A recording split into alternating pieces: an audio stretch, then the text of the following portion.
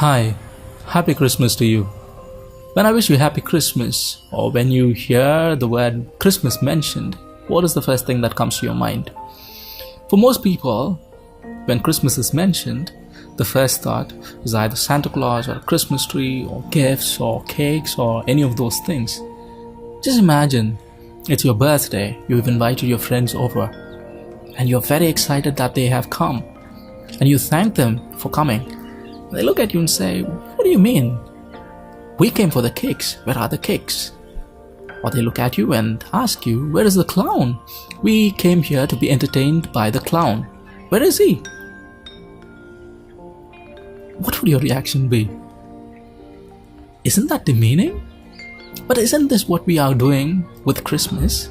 When it is about the birth of Christ, when we make it into something that is all about a Christmas tree or a Santa Claus or cakes or gifts, isn't that what we are making?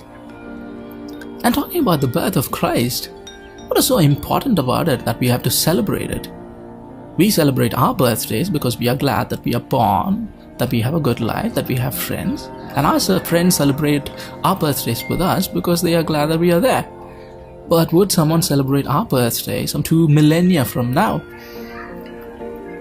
Why is the world celebrating the birth of Jesus when it happened some 2000 years ago? Let me tell you why. It's because of this claim that he made. He made a very tall claim because he claimed to be God himself. Whoa. Really? That is what he said. He said that he was God. And you might be thinking either he was a lunatic or a liar. Why would he say something like that? Did he have something to back his claims with? In fact, he did. In fact, his birth was foretold some 600 years even before he was born. And right from his childhood, he was so wise beyond his years. He performed miracles. He walked on water. He raised the dead. And he did things that no other human being ever could. And by all of these things, he proved beyond a reasonable doubt that he was God indeed. And you might think that this is all fictional, but let me tell you, historical evidences prove that his claims were true. Okay, he said that he was God, come into this world as a human being, but why did he have to do that? You know, we human beings, though created by God, made a choice not to acknowledge him and to rebel against him, thinking that we are autonomous, we are independent, and that we can do anything we want to do. We made a choice to walk away from God, dishonor him, and also to go about destroying his creation. And he had to do something.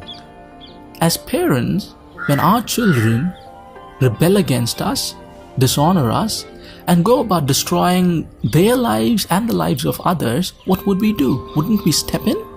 And that is exactly what God did.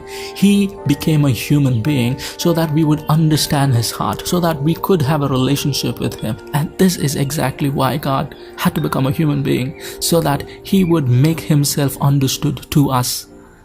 And in Jesus, he did that 2000 years ago. So we know what Christmas is about. We know why he had to step into history. And how do we celebrate Christmas? You know, is it by buying cakes and buying gifts and believing in a guy called Santa Claus, or decorating our houses with trees?